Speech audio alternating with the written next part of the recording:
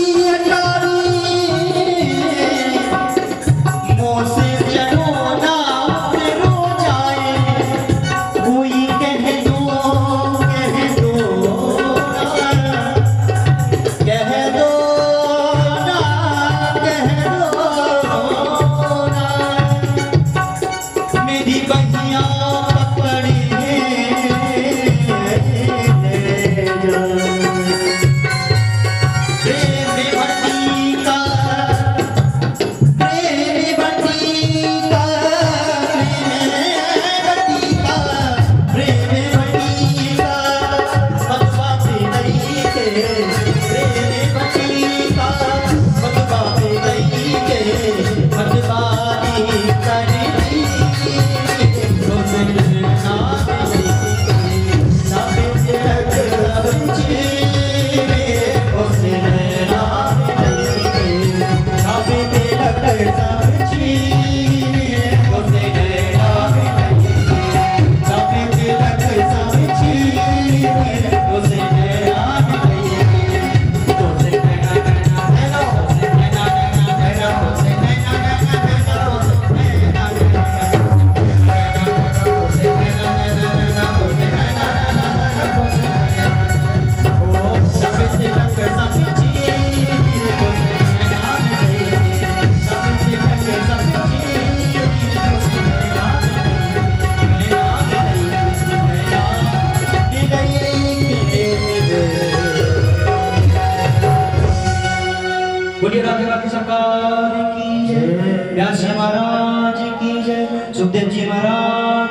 जय सब संतों की जय जय श्री राधेश्याम।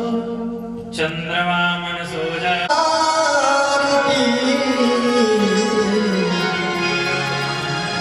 पापियों को पासे है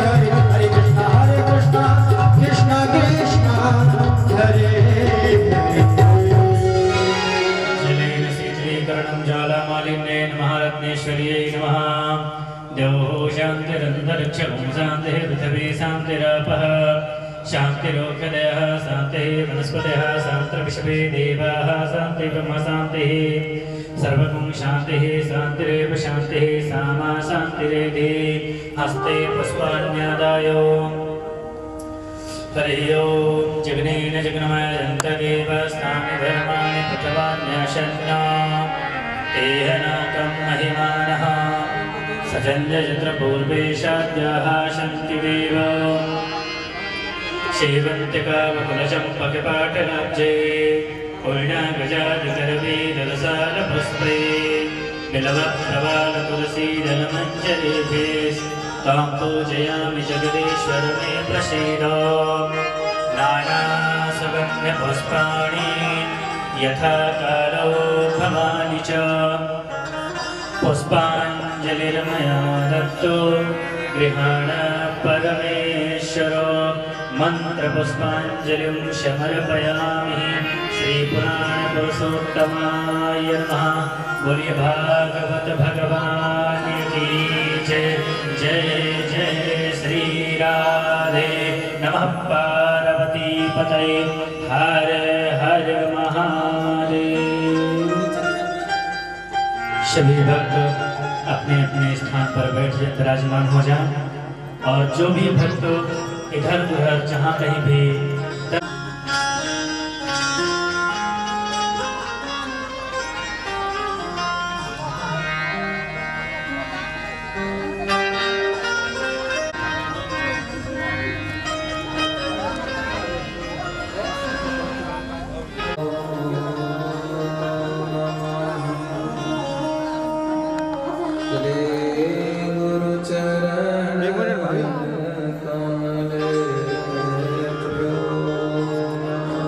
ठीक है मतलब श्री रामानुज दया पात्रं ज्ञान वैराग्यनाथ समारंभां नाथयामि मध्यमाम् अस्मदाचार्यपर्यन्तां वन्दे गुरु। यस्यामलं नृपशदस्य यशोधुनापि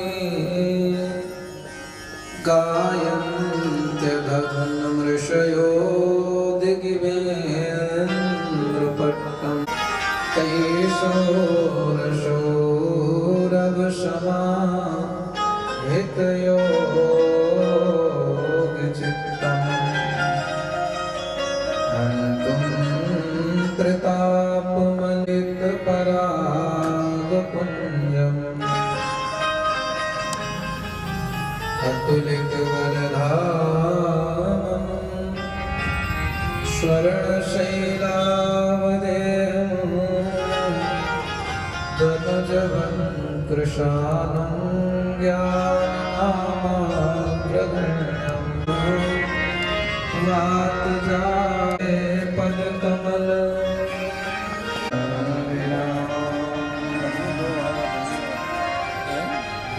वाङ्मय मित्र श्रीमद् भागवत भगवान की अभिषेक अनुकंपा से कि आज चतुर्थ दिवस की पालना में अवगाहन करने से पहले 2 मिनट भगवान नाम गुणगान गाएंगे।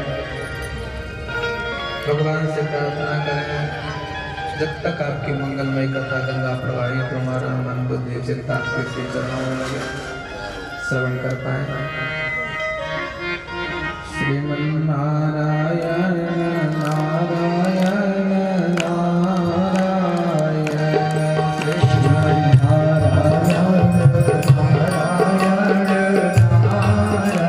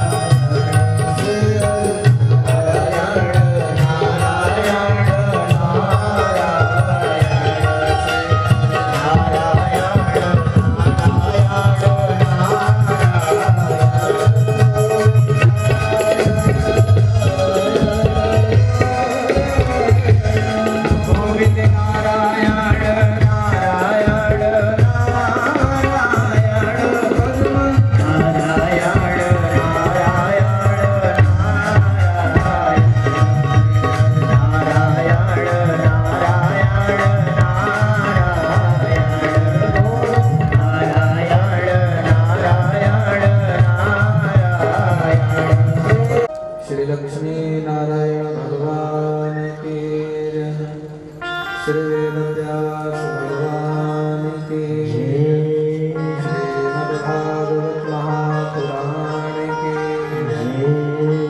श्री सुखदेव भगवान की श्री हनुमान जी महाराज की श्री परीक्षित जी महाराज की जय जय श्री सीताराम जय जय श्री राधे श्याम नमः पार्वती पते हर हर महा हर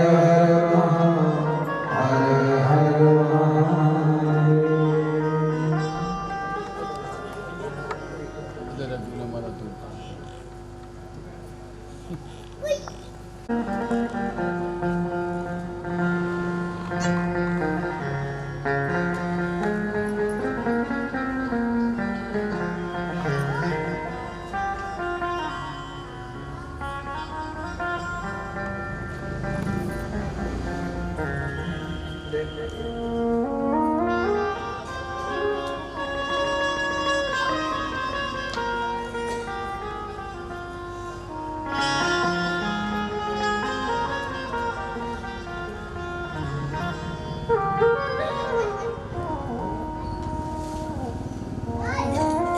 जितं जितं ते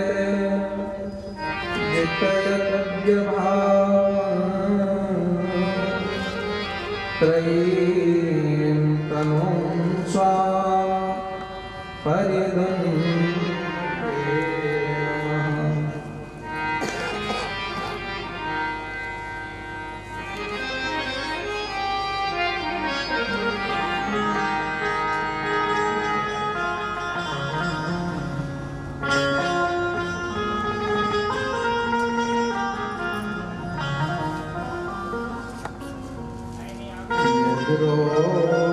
रोमगर्तेषु मिलिम्युरध्वरा तस्मै नमः कारणशोकार्यते।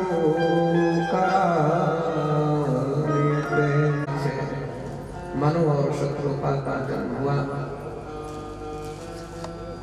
आपने सृष्टि के लिए आज्ञा करी है। महाराज मनु ने प्रार्थना की है, भगवान ना संयोग से हो नहीं सकते।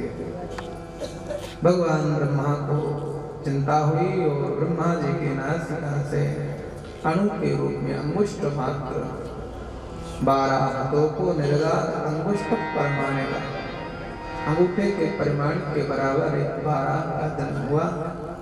और देखते देखते गज मात्रम प्रवर्धे तमद्भुतम मगून महत, बड़ा महिमावान था। थोड़े ही क्षण में गजमात्र हाथी की तरह दिखाई देने लगा। महात्मा भगवान ब्रह्मा ने उठ करके आपने प्रणाम किया। ऋषियों ने भगवान को पहचान करके बदल दिया। ब्रह्मा जी ने कहा, हम जानते हैं आप छिप करके आए इसलिए सही पहचान न पाए, लेकिन आपका स्वभाव स्वरूप ही ऐसा है कि आप चाहे किसी रूप में आए, आप ही ऐसे कृपालु दयालु हैं जो यज्ञ का मंगल करने के लिए, देवताओं का मंगल करने के लिए आप इस रूप में आए हैं। भगवान ब्रह्मा भगवान नारायण की नाभि से कमल, पद्म सृष्टि, पद्मकल्प, ब्रह्मा जी के द्वारा प्रकट ऋषि मुनि महात्मा और भगवान 12 तक ब्रह्मकल्प, और ब्रह्मा जी से श्री 12 भगवान नारायण प्रकट होकर के अब आगे की जो सृष्टि होगी 12 कल्प की होगी, पर वो 12 कोई सांसारिक नहीं, श्वेत 12 भगवान महात्माओं ने सब निबंधन किया। आज्ञा मिली है पृथ्वी के उद्धरण के लिए। भगवान पृथ्वी की खोज के लिए निकले हैं। मार्ग में भगवान का जो संकल्प है देवताओं के कार्य को सफल बनाना, यज्ञ को प्रकट करना, आपने जल में छलांग लगाई, शरीर को फटकारा। आपके शरीर से प्रकट होने वाले आपके मुख से, आपके कान से यज्ञ के पात्र और मुख से श्रुवा, आपके श्री रोम गर्तों से तिल का जन्म हुआ और आपके बरही रोम से बरही का जन्म हुआ। माने सारा भगवान का जो स्वरूप है वो यज्ञ में। श्री ठाकुर जी ने रसातों से पृथ्वी के उद्धारण के लिए संकल्प लेकर भगवान चले हैं। इधर माता दीदी ने सायंकाल के समय गृहस्थी में प्रवेश करने के लिए पुत्र की इच्छा से पति कश्यप से याचना की है। महात्मा कश्यप ने संध्या का समय पवित्र जानकर के ये भजन का समय है, भजन के समय में भोजन हो, भोजन के समय में भजन हो, अपराध होता है। आचार्य भगवान श्री महाराज भगवान मनु ने अपनी स्मृति में लिखा है, चत्वारिमानि कर्माणि संध्यायां परिवर्जयेत्, आहार मैथुनं निद्रां स्वाध्यायं च चतुर्थकम्। 4 काम राजन सायंकाल के समय स्मृतियों में मना किया गया है, बंधन किया गया है। वस्त्र को ग्रहण कर लिया, पकड़ लिया। कश्यप जी ने भी सोचा कि ये जो देवी का व्यवहार है, मेरे समझाने के बाद नहीं समझ में आए तो ये भी भगवती इच्छा ही है। मन में भगवान की इच्छा को लेकर विचार करके आपने गृहस्थी में प्रवेश किया। एतस्यां साध्वीं संध्यायां भगवान भूत भावना, भगवान भूत भावन महादेव अपने गणों के साथ आ ही रहे थे। स्मशान चक्रा नील धूम्र धूम्र, स्मशान चक्रा नील धूल धूम्र, विकीर्ण विद्युत जटा कलापः, भस्मावकुण्ठामलदेहो देवस्त्रिवे पश्यति देवरास्ते, देवर अस्ते ते देवरा। देखो देखो देवी, तुम्हारे देवर आ रहे, ते देवरास्ते, तुम्हारे देवर लगते हैं महादेव।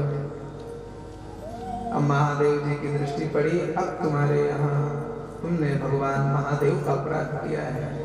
तुम्हारे गर्भ में निश्चित ही है, तुम्हारे संकल्प से, तुम्हारे विचार से पुत्र तो होंगे, लेकिन त्रिलोकी को तपाने वाले हैं। महात्मा कश्यप ने यह कह करके और यमुना का स्पर्श किया और आपने भगवान स्नान आदि करके वंदन ध्यान करके आप भगवान के ध्यान में। लेकिन दीदी ने इस काल में अपराध महादेव का करने का बहुत पश्चाताप किया।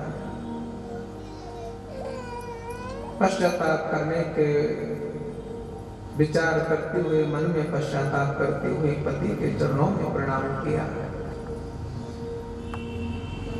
मैंने आपका अपराध किया, मैंने भगवान महादेव का अपराध किया। भार्या माह प्रजापति, लेकिन हूँ तो आपकी पत्नी, महाराज आपकी शरण में हूँ, मैं कहाँ। महात्मा कश्यप ने कहा कि देवी, स्त्री स्वभाववश तुमने जो है ये अपराध किया है। स्त्रीश्वरा क्रुद्धो भगवान लोक भावना, भगवान भूत भावन महादेव लोक कल्याण की इच्छा से ही अटन किया करते हैं। तुम्हारे मन में अपने किए हुए कार्य का तुम्हें दुख है, तुम्हें इसका पश्चाताप है, तो कुछ तो परिमार्जन हो गए। तुम्हारे पुत्र तो दैत्य ही होंगे, रही बात तुम्हारे पुत्र का, जो पुत्र होगा वो भगवान का पार्षद होगा। और तुम्हारे उन दैत्य पुत्रों का मंगल करने के लिए अब तक भगवान अकेले ही संपूर्ण दैत्यों का, पृथ्वी के संपूर्ण दैत्यों का वध करने के लिए अकेले ही पर्याप्त थे।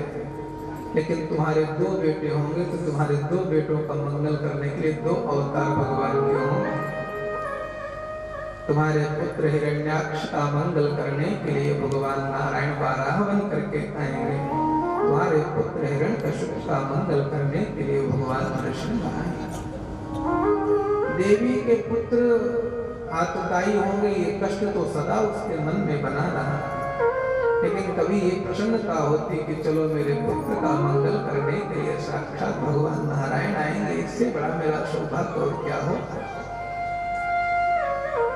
लेकिन मन में ये बात खटक रही है कि मेरे पुत्र जो है उत्तरलोकी को तपाने वाले हो,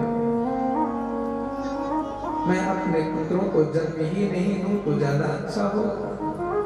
राजा पत्यं तु तत्तेजः परतेजो हनन्दिते दधार वर्षाणि शतं संकामाना सुरार्दना। देवताओं को दुख ना हो, प्रकृति का विरोध ना हो, महात्मा कश्यप के जीवन में उद्वेग विकार ना हो, कष्ट ना हो, भजन में बाधा ना पड़े, इसलिए 100 वर्ष तक गर्भ धारण किए रहे। महात्मा का तेज समय आया, बालकों को जन्म दिया। आचार्य कहते हैं महात्मा मैत्रेय जी से पूछा है ऋषियों ने कि भगवान विदुर जी ने पूछा ये हैं कौन इतने बड़े प्रतापी जो कश्यप और दिति के गर्भ से दिति मां ने 100 वर्ष तक धारण किया। कहते हैं एकदा भगवतो वैकुंठश्यामलात्मना यजुर्वैकुंठ निलयम सर्वलोक नमस्कृतम।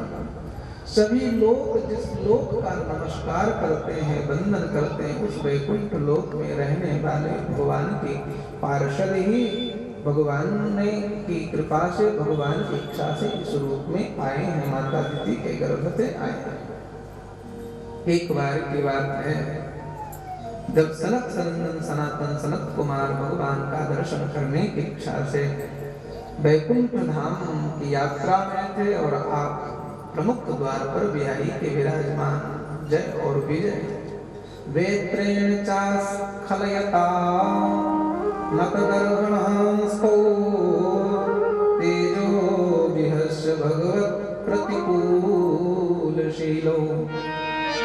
छोटे छोटे भाई जान करके दोनों पार्षदों ने अपनी अपनी छड़ी लगा दी, अंदर नहीं आ सकते। सनक सनंदन सनातन सनत कुमार मुस्कुराए, क्रोधित नहीं हुए। उन्होंने पूछा, लिखा है तेजो विहस्य भगवान प्रतिकूलशीलो। व्यवहार भी अनुकूल नहीं था, क्योंकि समय तो अनुकूल था पर व्यवहार प्रतिकूल था।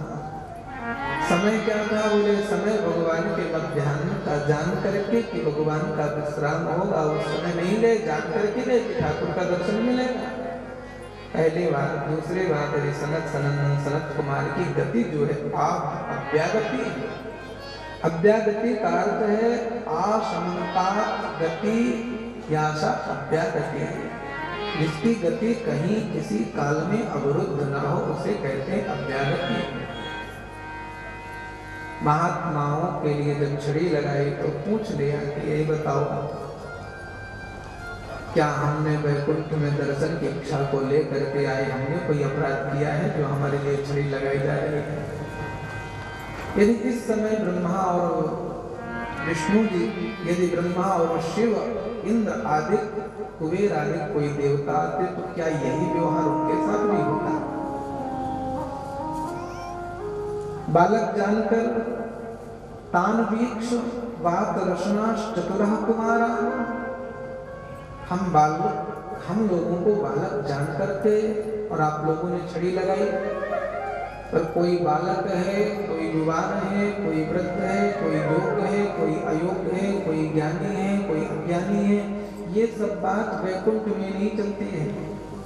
ये द्वेष और द्वैत का भाव तो मृत्यु लोक में रहता है।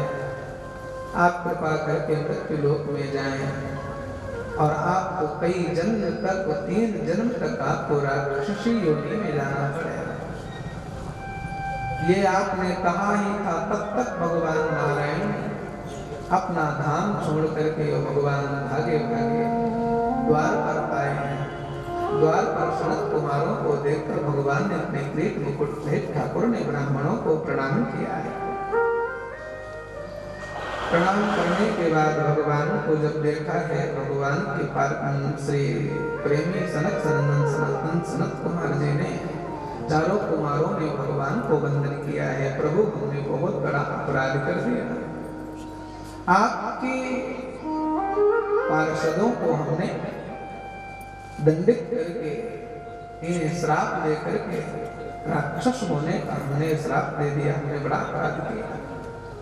भगवान ने हाथ जोड़ करके कहा कि देखो, इति तत् गृणतां तेषां मुनीनां योगधर्मिणां प्रतिनद्य जगादेदं विकुण्ठो निलयो विभो एतो तौ पार्षदो मह्यं जयो विजय एव च कदर्थी कृत्यमां यद्वो वाहवक्रातामतिक्रमम्।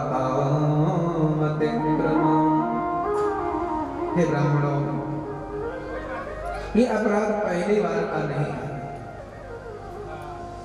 इनकी बुद्धि में विकार पहले से ही आ चुका था, होना ही ऐसा था। ये सब कुछ मेरी इच्छा से ही हुआ है, क्योंकि इन्होंने एक बार माँ भगवती लक्ष्मी का भी अपराध किया। एक बार इन्होंने बेत लक्ष्मी को भी लगाया। देखिए भगवान कितने दयालु हैं। जब जय और विजय ने माँ लक्ष्मी को लिए बेत लगाई तो भगवान रुष्ट नहीं हुए। कोई बात नहीं है, देवी अपने ही पार्षद अपने बेटे से गलती हो जाए तो क्षमा करना चाहिए। लेकिन जब उन्हीं पार्षदों ने भगवान के प्रेमी भक्त भगवान के हृदय स्वरूप सनत कुमारों के लिए जब बेत लगाई तो ठाकुर जी सहन नहीं कर पाए, और ब्राह्मणों के हृदय में वाणी में बैठ करके ही ब्राह्मणों से श्राप दिला दिया। आकर के आपने ब्राह्मणों को वंदन किया कि ब्राह्मण की वाणी मेरी वाणी है। भगवान कहते हैं कि हे ब्राह्मण देवताओं, नाहम तथापि यजमान हविर विताने। आपने जो भी कुछ कहा है अपनी इच्छा से नहीं, मेरी इच्छा से कहा है, क्योंकि मेरे दो मुख होते हैं। एक तो ब्राह्मण मेरा मुख है, दूसरा अग्नि मेरा मुख है। ब्राह्मण यदि कुछ कहे पर कब कहे, ब्राह्मण के कहने का समय भी है।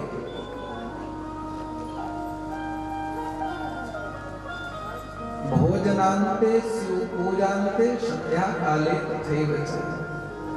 भोजनान्ते शिव पूजान्ते संध्या काले तथैव च यं वै वदन्ति भूदेवा सत्यं नास्ति न संशयः। ये ब्राह्मण संध्या के समय ही दर्शन करने आ रहे थे। मन में इनके भगवान का दर्शन ही था। जब कोई जीव भगवान के दर्शन का, पूजन का, अनुष्ठान का, कथा का मन में बनाकर घर से चलता है, जिस समय मन बनाता है उसी समय बिहारी उसके हृदय में प्रकट हो जाया करते हैं। मैं तो इनके हृदय में जब से वैकुंठ का मन बना के चले तभी से मैं इनके हृदय में पीड़ा कर रहा था। तो वाणी ब्राह्मणों आपकी नहीं, आपका तो मुख चला, इच्छा तो मेरी थी। क्योंकि कोई भी जजमान कितना भी दक्षिणा वाला यज्ञ करे, मैं प्रसन्न नहीं होता। नाहं तथाग्नि यजमान हविर विताने। कोई यजमान सोचे कि मैं अपने यज्ञ में तिल जौ चावल को गैया मैया की घी से प्लुत कर दूंगा। चोतक धृतक प्लुत मदन हुत हुम मुखेनो। कोई घी से तिल जौ चावल को प्लुत करे कि चावल सामग्री ले तो घी टपकने लगे। ऐसे से कोई हवन करे तो भी मैं प्रसन्न उतना नहीं होता। यद ब्राह्मणस्य मुखतश्चरतोऽनुभाषा। यदि कोई अपने घर में मेरे प्रिय ब्राह्मणों का भोजन करा दे, जितना मैं ब्राह्मण भोजन से शीघ्र प्रसाद पा लेता हूँ, उससे मैं अग्नि में किए हुए हवन से मैं स्वीकार नहीं करता। तुष्टस्य मय्यवैतैर्निज कर्म पाकैः। इसीलिए ब्राह्मण लोग भोजन करें, कहें आहा, अग्नि में करें स्वाहा, पंडित जी कहें आहा बराबर। ब्राह्मण के भोजन से मैं बहुत प्रसन्न हूँ।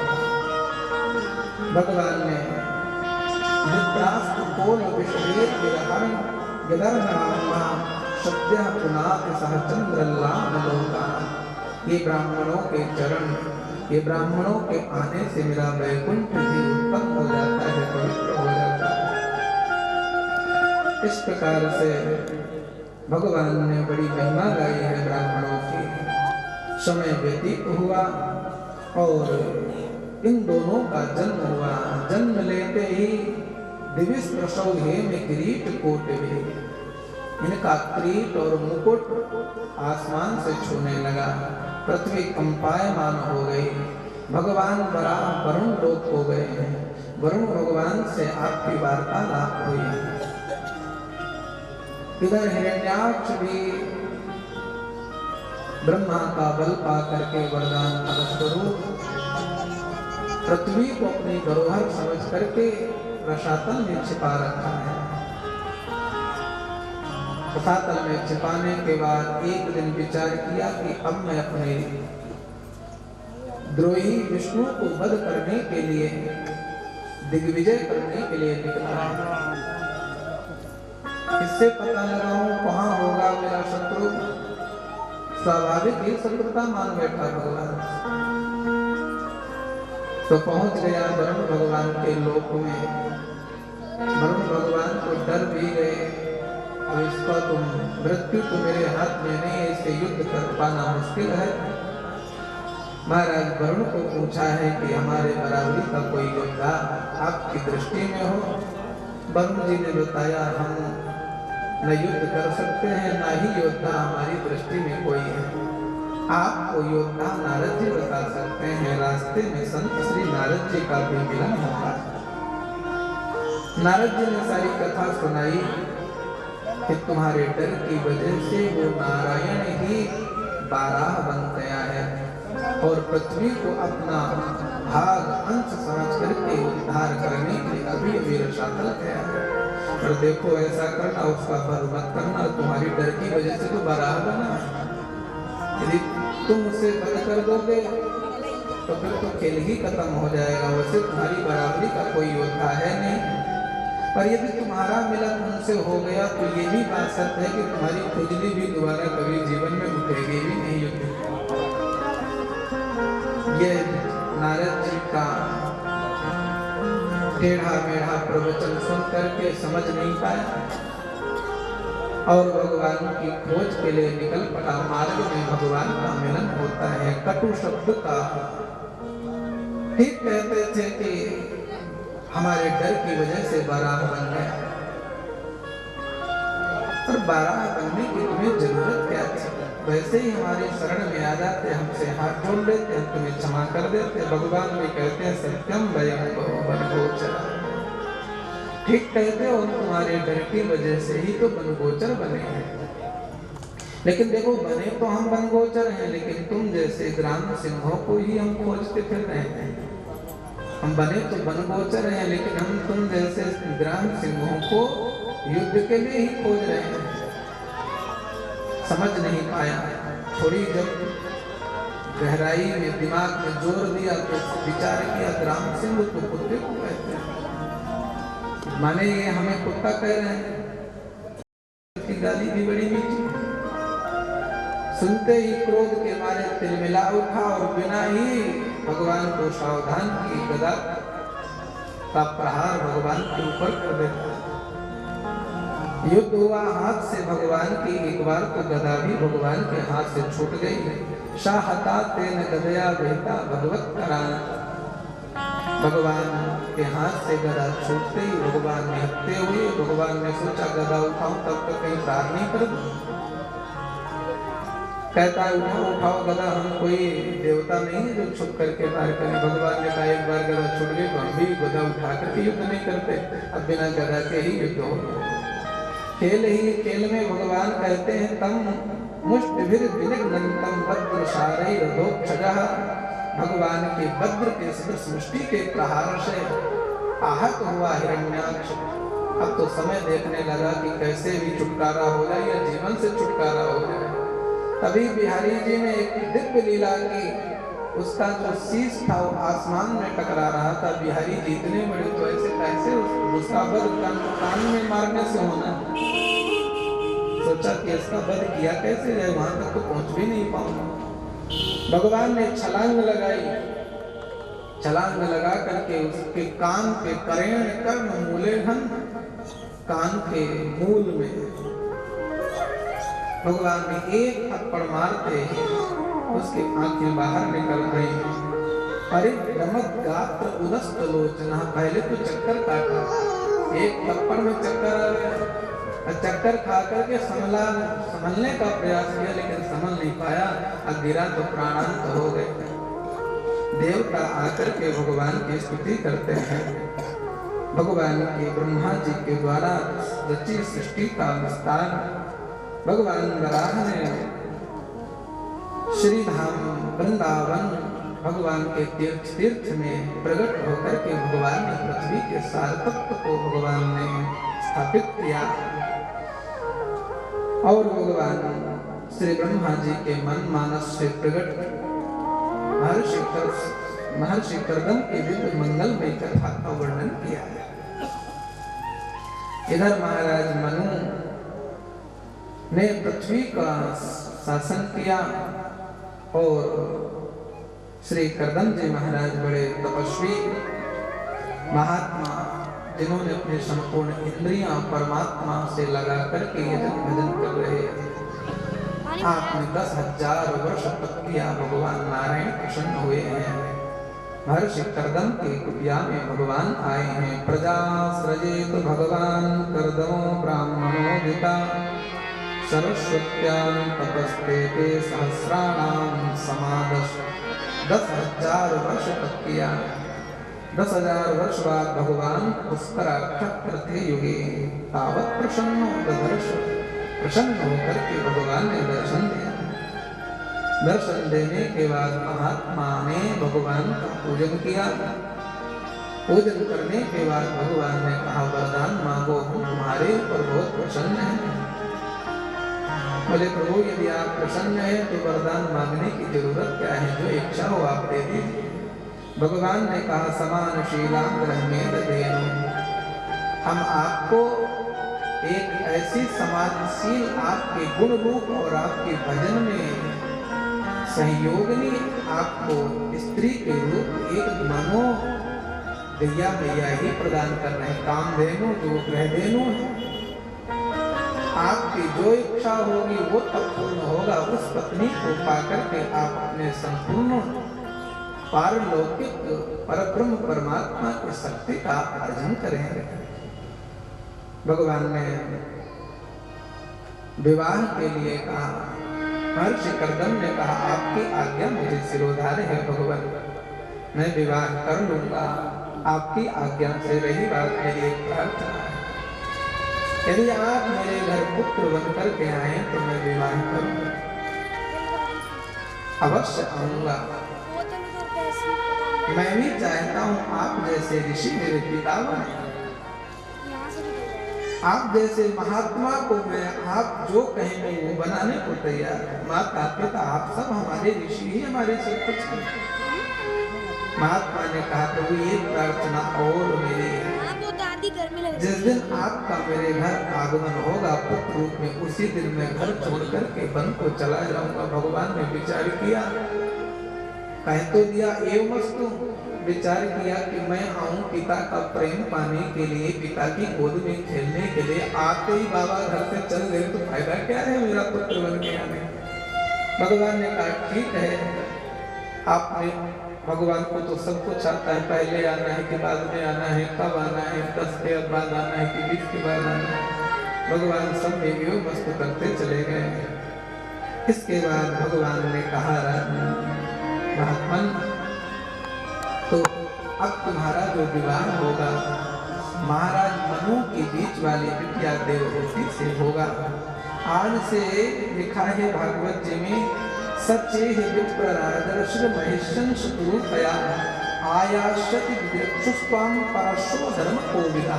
परशो हमारे परसों आएंगे, आज हम आए हैं, कल का दिन छोड़ के परसों तुम्हारे ससुराल वाले आ जाएंगे। जहाँ तुम्हारा विवाह होना।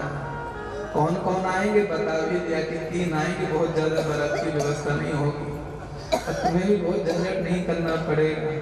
महारानी महिषी आएंगी और महाराज श्री राजा साहब का आगमन होगा, उनकी बिटिया होगी।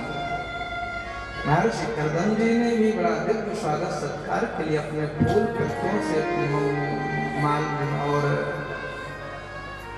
दूर्वा, आम्रपत्र, बिल्व पत्र से कुटिया को सजाया है। दिव्य 3 आसन लगाए हैं भगवान के आज्ञानुसार।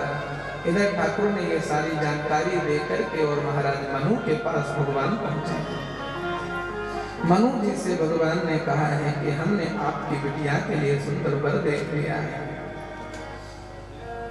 भगवान की आज्ञा के अनुसार तीसरा दिन व्यतीत हुआ, दूसरा दिन व्यतीत हुआ, तीसरे दिन महाराज कर्दम के समक्ष महाराज राजा मनु की पुत्री देववती पत्नी शत्रुपा के साथ, महारानी के साथ कुटिया में आकर के महात्मा का दर्शन किया। ददर्श मुनिमासीनम तस्मिन् ऋतुहुतासनं, और आपने वेद विधान से अपनी पुत्री का विवाह भी महाराज ने किया है। और इसके बाद आपने कर्दम जी के हाथ में कन्या का दान करके, हल्दी इत्यादि का लेप करके कन्या का दान करके, माँ ने अपनी बिटिया को बहुत सारे गृहस्थी संबंधित धर्मों का वचन किया है, प्रवचन किया है। बेटा, पति परमेश्वर होता है, कुटिया तो तुम्हारे महात्मा की घास फूस की है, राजा की बेटी हो, आज से तुम्हारी ये कुटिया ही तुम्हारा महल हो। महारानी देवहूति ने महात्मा कर्दम को पाकर के अपने जीवन को धन्य समझा है।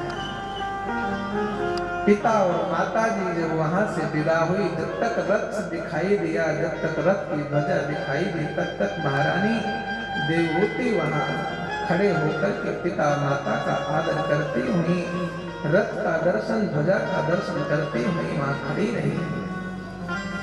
माता पिता के चले जाने के बाद माता ने महात्मा की कुटिया में प्रवेश किया और देखा तो 4 आसन लगे हुए हैं।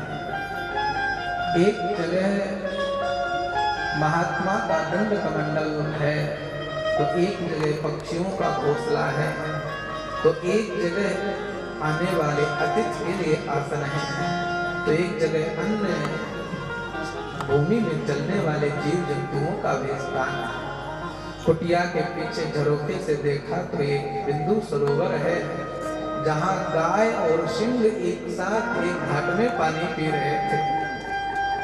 आपने जब देखा,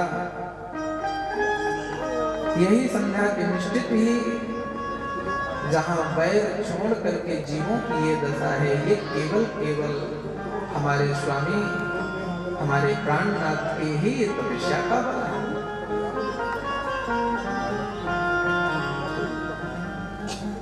आपने पति के चरणों में प्रणाम किया। तुष्टो हमद्य तव मान विमानदाय, शुश्रूषया परमया परया च भक्त्या, यो देहिनामयमतीव स्वदेहो, नावेक्षितः समुचितः क्षपितुं मदर्थे। देवी का ये पातिव्रत धर्म देख करके महाराज कर्दम प्रसन्न हुए और महाराज कर्दम जी ने थोड़ा सा समय दे करके देवी को कहा कि मेरा बहुत समय व्यर्थ निकल गया, मैं भजन करना चाहता हूँ, जैसी आपकी इच्छा। महाराज कर्दम समाधि में चले गए। 40,000 वर्ष की लंबी समाधि हुई। देवी आपका परिचय ये भी भूल गए कि कौन है। देवी ने अपना परिचय बताया, मैं महाराज मनु, मेरी माँ का नाम शत्रुपा, मैं महाराज की बेटी।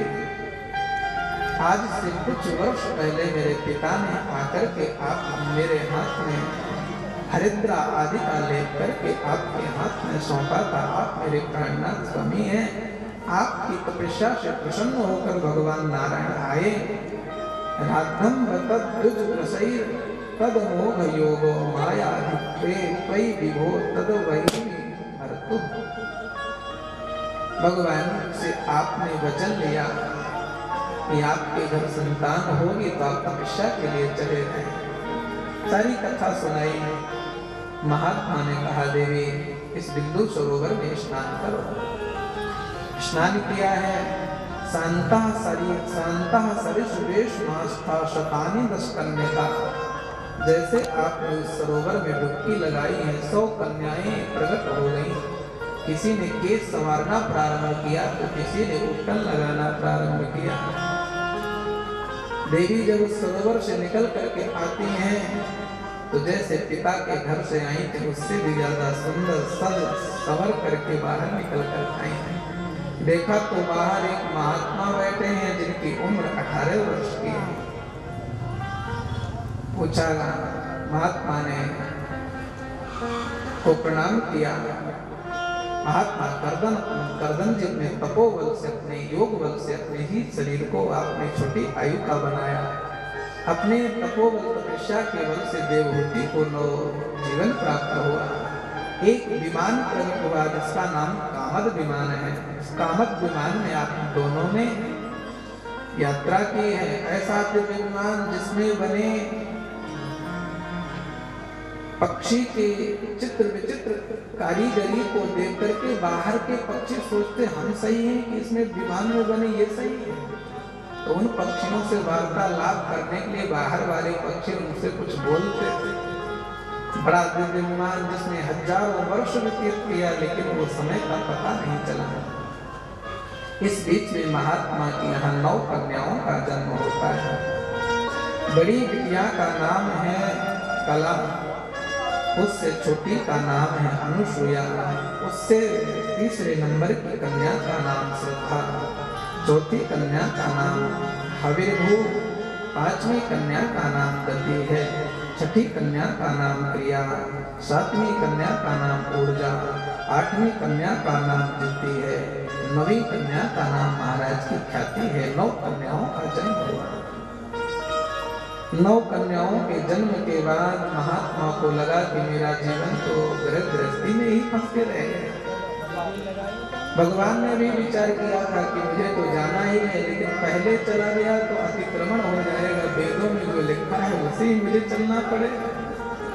क्योंकि जब जीवन में 9धा भक्ति का आगमन होता है तब 10वें में मेरे गोविंद भगवान आया करते हैं। 9धा भक्ति है। भक्ति 9 नहीं है। भक्ति के 9 प्रकार हैं। भक्ति तो एक ही है, उसके रास्ते 9 हैं।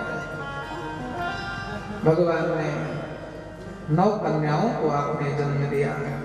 10वें में भगवान श्री श्रीमन नारायण प्रभु कपिल भगवान का आगमन होता है। बोलिए से कपिल भगवान की जय। भगवान कपिल देव को देखकर के एवं समुदिस्तेन कपिलेन प्रजापति दक्षिणे प्रत्यताम प्रीतो वनमेव जगाम।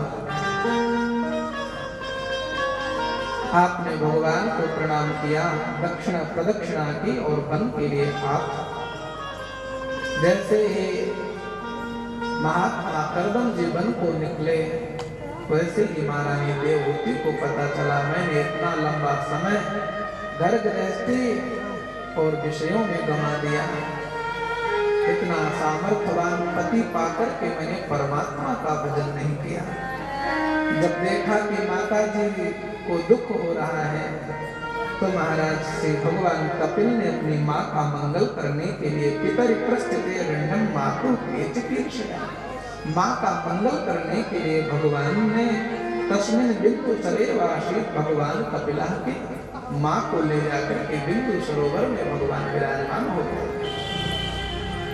ये बिंदु सरोवर भगवान के नेत्र और भक्त के नेत्र से उठे हुए जल का ही सरोवर है।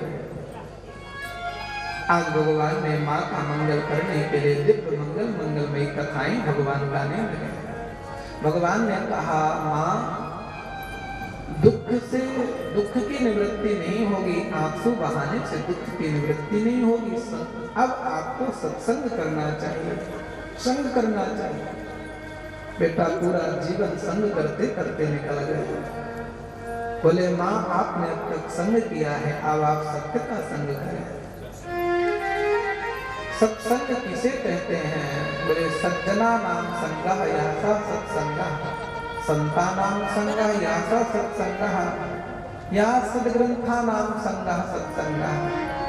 जब कहीं साधु संत महात्मा ब्राह्मण के मुख से दिव्य मंगल में कथा हो रही हो तो वहां जाएं, और जब हमें कथा का लाभ न मिल पा रहा हो तो सद्ग्रंथानां रामचरितमानसानां श्रीमद्भागवतानां श्रीमद्भगवती गीतानां संगः सत्संगः। उन ग्रंथों का संग करना चाहिए। भगवान कपिल का दिव्य संग हुआ, माँ साधु संग होना चाहिए। माँ ने प्रश्न खड़ा किया है, बेटा आज के समय में साधु का परिचय कैसे पता चले? कौन साधु है कौन असाधु है? किसी की माला कंठी चंदन बंधन देख के कैसे समझे कि साधु है? साधु के वेश में भी बड़ा भय है। भगवान कपिल कहते हैं, माँ इतने गुण जिसमें हो वे समझना, चाहे वो पैंट पहना हो, चाहे वो शर्ट पहनने वाला हो, चाहे कुर्ता पजामा पहनने वाला हो, चाहे माला कंठी वाला हो, ये गुण जिसमें मिले वही साधु होता है। भगवान ने गुणों का वर्णन किया है। तितिक्षवः कारुणिका सुहृदः सर्वदेहिनां अजातशत्रवः शान्ता साधवः साधुभूषणा। पहले बात तो साधु का पहला लक्षण है तितिक्षु होना चाहिए। तितिक्षु का अर्थ है सहनशील होना चाहिए। रामचरितमानस में भगवान गोस्वामी जी कहते हैं, सबके प्रिय सबके हितकारी, सुख दुख सरिस प्रशंसागारी। सबके प्रिय बने रहें, सबका हित विचार करते रहें। कोई बड़ाई करे ना, ज्यादा तो लगे कि गाली दे रहे हैं। कोई बुराई करे तो उसी को अपना हित ऐसे समझे। जो रहीम दास और कबीर दास जी कहते हैं, निंदक नियरे राखिए आंगन कुटी छवाए, बिन पानी बिन साबुना निर्मल करे सुवाए। माँ तो साधु को तितिक्षु होना चाहिए। ये सहनशीलता का गुण चाहे गृहस्थी में हो, चाहे वो किसी भेष वाले में हो, वो साधु का गुण है। पहला नंग है 9 ग्रहों के 9 नंग में पहला नंग माणिक नामक नंग है सहनशीलता का। नंबर 2 गुण बताया कारुणिका, दया होना चाहिए, दयालु होना चाहिए। किसके प्रति? क्या दया जिसके ऊपर आपकी चाह हो उस पे दया हो, बाकी सबके ऊपर निर्दयता हो? हम गैया पर दया करें, अपने पालतू जीव पर दया करें, पर पालतू वालों को डंडा लेकर पिटाई करें, कि इसका नाम दया है? कहीं लंगर भोजन चलाएं और कोई हमारे बिना मर्जी वाला दिख जाए तो क्या उसको सब लोगों को खिलाया पिलाए, एक हमारी बिना मर्जी का आ गया तो उसको भगा देना नाले का नाम दया है क्या? भगवान कहते हैं दया का अर्थ यह है, आपसे जो मिले आप इतने दयालु हो कि जब भी आपकी किसी से चर्चा हो तो अपनी दया करके आप उसे परमात्मा की याद करा दें। दया का उल्टा याद होता है। जिसके वाणी से, चरित्र से, व्यवहार से परमात्मा याद आए वही सही दयावान है। दयालु होना चाहिए, सुहृद होना चाहिए। सु माने सुहृद का सुष्टुम हृदय सुहृद, माने सबका वो मित्र होना चाहिए। सर्वे भवन्तु सुखिनः सर्वे सन्तु निरामयाः की भावना, इसी का नाम विश्वामित्र है। विश्वस्य आमित्रः विश्वामित्र, जो संपूर्ण जगत को अपना मित्र माने, उसे भी भगवान अपना गुरु मान लेते हैं, क्योंकि इसका कोई विरोधी नहीं है, ये तो सबका मित्र है। यही हमारी गुरु लायक है। भगवान गुरु भी उन्हीं को बनाते हैं। तो सबका प्रिय हो, किसका किसका बोले सर्वदेहिनाम सुहृदः, दया क्षमा, सभी देहधारियों में परमात्मा विराजे हैं, ऐसी दया हृदय में रखना। बड़े बढ़िया बढ़िया गुण भगवान ने बताए हैं। और भगवान ने कहा इन सब गुणों के साथ ऐसा न हो कि ये तो कहें कि हमने इतने गुण हो जाएं तो फिर भगवान की पूजा छूट जाए। बहुत लोग कहते हैं महाराज हम तो माला पूजा यज्ञ को मानते हैं, मूर्ति को नहीं मानते। बहुत लोग ऐसे हैं मूर्ति को तो मानते हैं पर बाहर वाली मूर्ति को कुछ नहीं मानते। बहुत लोग ऐसे हैं कि मंदिर में जाके घंटे भर पूजा करेंगे, फुल बैटरी चार्ज कर बाहर वालों को गाली सुनाएंगे, ये भी व्यर्थ के लोग। मलुकदास जी महाराज की कल चर्चा कर रहे थे। मलुकदास जी कहते हैं मलुक जेते आत्मा, मलुक जेते आत्मा, तेते सालिग्राम। मलुक जेते आत्मा, तेते सालिग्राम। बोलनहारा पूजिए पाथर से कांटा। लेकिन कुछ लोगों को लगता है कि हम तो संसार वालों को भगवान मानते हैं। आश्चर्य की बात है, वो अपने मित्र इष्ट भाई बंधुओं से गले मिलते हैं, लेकिन वो कहते हैं महाराज मंदिर में। बोले सब जगह तुझे भगवान, मंदिर से क्या विरोध, तेरा मंदिर में तो तुझे नहीं दिखाई देते, तुझे भी मृत्यु बिंदु है। माँ ने, भगवान ने माँ को दिव्य ज्ञान प्रदान किया। कुछ प्रेमी भक्त मुझे मूर्ति रूप अर्चा विग्रह स्वीकार करते हैं, मुझे स्नान कराते हैं, वस्त्रादि इत्र अधिक लगाते हैं, तिलक चंदन लगाते हैं, सजाते हैं, पुष्पमाला पहनाते हैं, फिर मेरे सामने बैठ करके मुझसे लाड लड़ाते हैं। मेरा ठाकुर कभी तो भोग नहीं लगे तो दुबलापन महसूस करते हैं, कभी अच्छे से भोजन प्रसादी करा दे तो मुझ में ही कहते मेरे ठाकुर स्वस्थ हो गए हैं। कभी हमारे ठाकुर को सर्दी का अनुभव करते हैं मुझ में, कभी गर्मी का। उन प्रेमियों के हृदय में ही मैं बसा रहता हूँ। लिखा है भागवत जी में, पश्यन्ति ते मे रुचिराण्याम वसंता, मुझे ही देखते रहते, मेरे निकट बैठते हैं। सभादयन्तो मम पौरुषाणि, और मेरे पौरुषत्व मेरी कथाओं को याद करते हैं। पश्यन्ति ते मे रुचिराण्याम्ब, ये अम्ब वो मुझे ही देखते रहते हैं। मेरे ठाकुर कैसे हैं, मेरे ठाकुर का भोग लगा कि दूध पी लाया कि नहीं, और मीठा मीठा दूध मुझे पिलाते रहते हैं प्रेम भाव से। और क्या करते हैं, बोले रूपाणि दिव्यानि परत प्रदानी, मेरे सुंदर इस दिव्य स्वरूप को सुंदर सजाते हैं और अपने इस रूप को सजाते उसी को सर्वश्रेष्ठ मानते हैं। और कभी कभी तो साकम वाचम स्पृहणीयाम वदन्ति, मुझे मुस्कुराने का अनुभव करते हैं, मुझसे बात भी करते हैं। और जब कोई मुझ मूर्ति में ही बात करने का अनुभव करता है तो मैं भी घंटों भर बात करता हूँ, मैं उसके हृदय में बैठ करके, यही मेरी लीला है। ऐसे दिव्य, देखिए जो आपने प्रश्न किया था वो माता जी को भगवान कपिल बता रहे हैं। माँ आत्मनः सर्वभूतानां मद्भयात् वापिवातोऽयं सूर्यस्तपति मद्भयात्। अब तुम्हें डरने की जरूरत नहीं है, मेरे भय से वापिवातोऽयं, हवा बहती है, मेरे भय से सूर्य में गर्मी होती है। देखो भगवान की वाणी है, बड़ी गंभीर वाणी।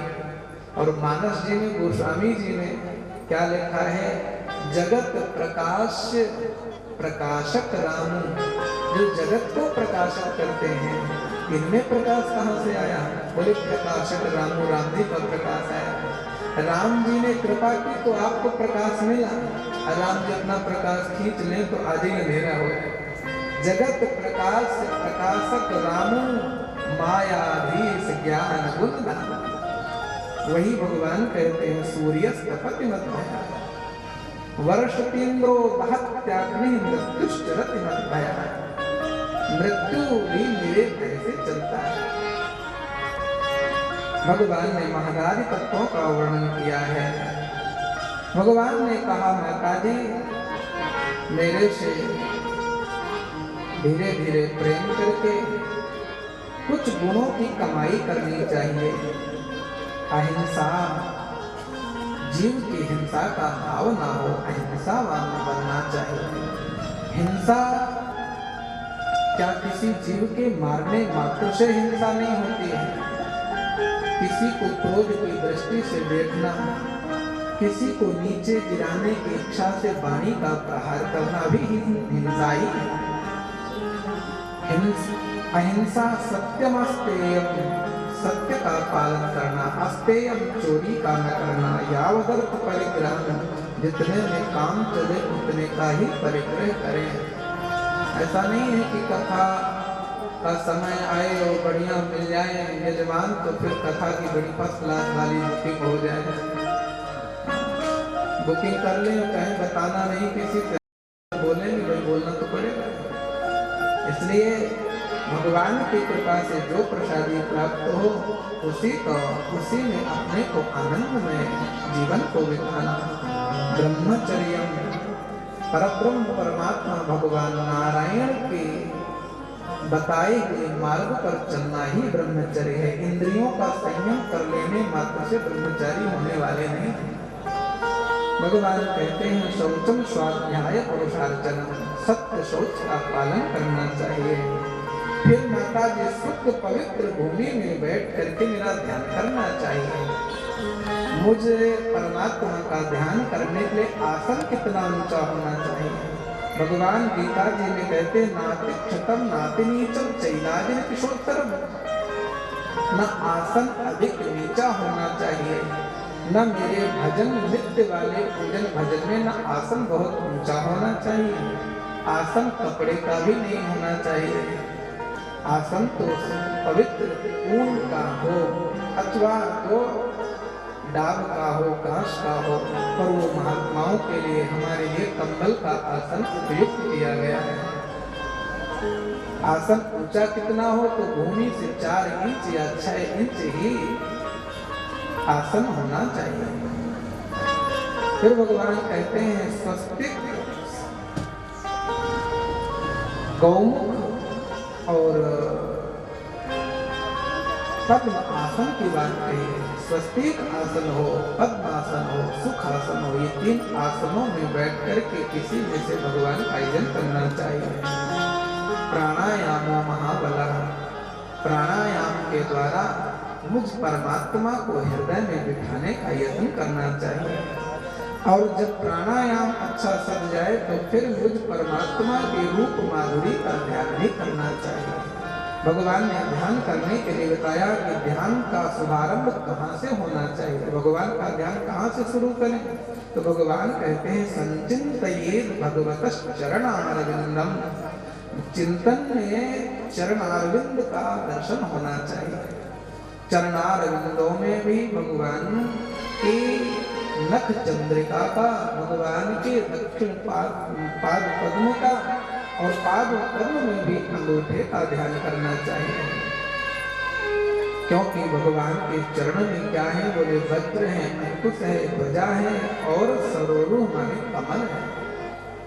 वज्र से जीवों के प्रेमियों के भगवान पाप नष्ट करते हैं, अंकुश से उनके मन को भगवान नियंत्रित करते हैं। वज्र अंकुश, ध्वजा जब मन नियंत्रित हो जाता है, भगवान के चरणों में लग जाता है तो भगवान उनकी कीर्ति का झंडा फहराने लग जाते हैं। बेटा तेरी जय जयकार होगी अब, और जय जयकार के साथ साथ तेरी सुगंधी केवल तेरे देश में ही विदेश में भी बढ़ेगी। यही भगवान के ध्यान का फल भी प्राप्त होता है।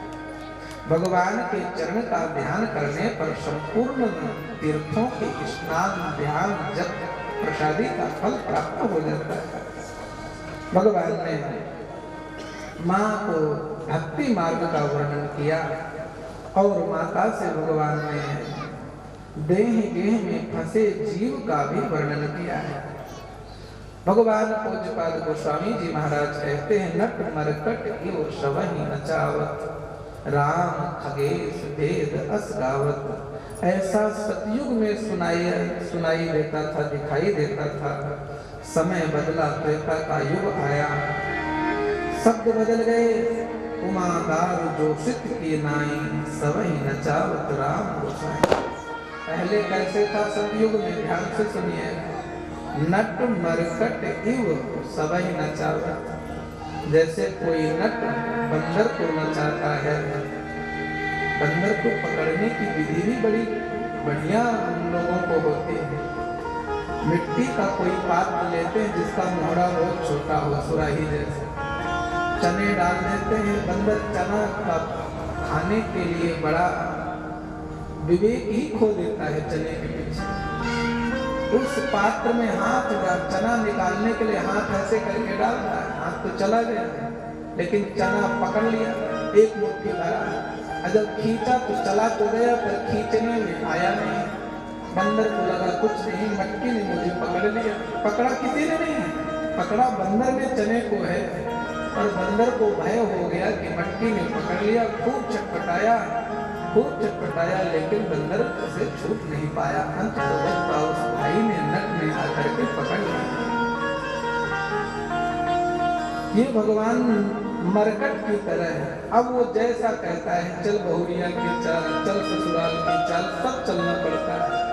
ऐसे ही मेरे प्रभु जीवों को जो भगवान के नहीं बनना चाहते, माया उनकी नट की भांति उन जीवों को नचाती है। नचते दोनों ही हैं, भगवान के प्रेमी भी नचते हैं। क्योंकि बंदर बनाया था नारद जी को, बंदर बनाया संसार को। नारद जी जब बंदर बने तो नारद जी कहते बने तो क्या बुराई, बने भी तो राम के बंदर, क्योंकि नचेंगे तो राम के हाथ से नचेंगे। यदि हम रघुनंदन राम जी के हाथ से सब नच रहे हैं, अनुभव जिस दिन ये हो जाएगा हमें राम जी नचा रहे हैं, तो जीवन सुखमय व्यतीत होगा। और जिस दिन सोचेंगे हमें दुनिया नचा रही है, दुनिया के चक्कर में, तो दुख से रोना पड़ेगा। दूसरा उदाहरण देते हैं, उमा दाऊ जोशित की नाई, सबहि नचावत राम गोसाई। जैसे कोई कठपुतली को चलाने वाला दूर खड़ा होता, धागे में बांध करके ऐसे ऐसे उंगली चलाएगा, हमें लगे कि वो चल रहे हैं, लेकिन चलाने वाला कहीं और। ऐसे ही मेरे गोविंद ऊपर से बैठ के ही चला रहे हैं सारा काम, और उसका अनुभव हम कर रहे हैं। अपने पर अनुभव करना संसार के चलने चलाने का दुख है, और भगवान का अनुभव कर लेना ही मुक्ति है। भगवान ने तीसरा उदाहरण दिया, जब द्वापर आया तो एक चौपाई और बना दी स्वामी जी ने, और कहा, सो माया वस भयों गोसाई, बंधो कीर मरकट के नाई। तोते का बंधन बताया, मरकट का तो सुन लिया, तोते का बंधन बताया। तोता पकड़ने वाले भाई किसी वृक्ष में जाते हैं, आपने देखा होगा वो हाथ वाला पंखा चलता था, उसमें डंडी लगी होती थी जो पोली होती, जिससे वो पंखा चारों तरफ घूम जाता है। हाथ आप कैसे चलता, पंखा घूमता है। उस वो पुगड़ी को लेता है, एक तार में एक इधर कोना बांध दिया, इधर बांध दिया, ऊपर उसमें कुछ फल या मिर्च फंसा देता, उसके हिसाब से ऐसे। तोता आया बैठेगा, जैसे उसने मुख मारा, बैलेंस उसका बिगड़ा तो हो गया सिर नीचे और पैर से पकड़ रखा था उस पुंगड़ी को। अब वो सोचा कुछ नहीं, यदि मैं छोड़ा तो मैं सिर के बल जाऊंगा, मरूंगा। तो टर टर करता रहता है, उस पुंगड़ी को पकड़े रहता है। वो आता है, प्रेम से पकड़ लेता, कुछ परिश्रम नहीं करना पड़ता। ऐसे ही उसको लगा इस डाली ने या पुंगड़ी ने मुझे पकड़ लिया। ऐसे ही कलयुग के युग में प्रारंभ में ही स्वामी जी ने फिर एक चौपाई का भगवान ने लेखन किया। नारी विवश नर सकल गोसाई, नारी विवश नर सकल गोसाई, नाचे नट मरकट की नाई। अब वो स्थिति माया के बंधनों में फंसे जीवों की हो गई। कैसे? बोले जैसे अब तक राम जी के बंधन में, मदारी के बंधन में माता रख देते, माता कोई बात नहीं। जैसे अब तक प्रभु श्री राम के बंधन में अनुभव होता था, माया के बंधन का अनुभव होता था, ऐसे ही संसार में शादी संबंध के बाद जीवों को बंधन होता है कि हम गृहस्थी में फंसे हैं, जो परिक्रमा किसी खंभे के साथ लगाए हैं। हम तो 7 जन्मों के लिए बंधे हैं, खंभे ने बांधा है, बांधा किसी ने नहीं है, न कोई रस्सी है। ये तो व्यर्थ का बंधन है, मन माने का बंधन है। पंचदशी कार भगवान कहते हैं, मन एव मनुष्याणां कारणं बन्धमोक्षयो, बन्धश्च विषयासक्तं मुक्तं निर्विषये स्मृतम्। बंधन अपने मन का ही होता है और मन से ही मुक्ति होती है। मन ही गृहस्थी जाय मन, मन ही गृहस्थी जाय मन, घर मान ले संसार को, धारण करे वैराग्य मन, त्याग दे व्यवहार को। मन ही साधु बना देता है और मन ही गृहस्थी में फंसा देता है। माता जी से भगवान ने कहा, इसलिए माँ जब कोई जीव अपना मन मुझ में अर्पण कर देता है तो करता तो मन अर्पण है, लेकिन मैं सर्वस्व समर्पण कर देता हूँ जो मुझे अपना मन अर्पण करता है। बहुत बड़ी बात नहीं मानते। और भगवान ने क्या कहा? बोले घर में रहें, भजन करें, पूजन करें, बने तो करें, नहीं करें, लेकिन मन अपना मुझ में लगा करके रखें। व्यवहार संसार से करें, रही बात प्रेम उससे करें, क्योंकि संसार व्यवहार योग्य है और परमात्मा प्रेम के योग्य है। प्रेम का बदला मैं ही दे सकता हूँ। माँ को दिव्य ज्ञान प्रदान हुआ और माँ सिद्ध नामक गंगाग्नि रूप में परिणित हो गई, और जिसे साधु संत लोग, सिद्ध लोग उस गंगा के मार्ग पर चल करके अपनी सिद्धि को प्राप्त कर लेते हैं। आइए गोविंद के चरणों में प्रणाम करते हुए तृतीय स्कंद से हम चतुर्थ स्कंद में प्रवेश कर भगवान को वंदन करते हैं। आइए भजन आदत बुरी सुधार लो, बस हो गया भजन। मन की तरंग मार लो, मन की तरंग मार लो, बस हो गया भजन। मन की तरंग मार लो, हो गया आदत बुरी सुधार लो, बस हो गया भजन। आदत बुरी सुधार लो, बस हो गया भजन। मन की तरंग मार लो, बस हो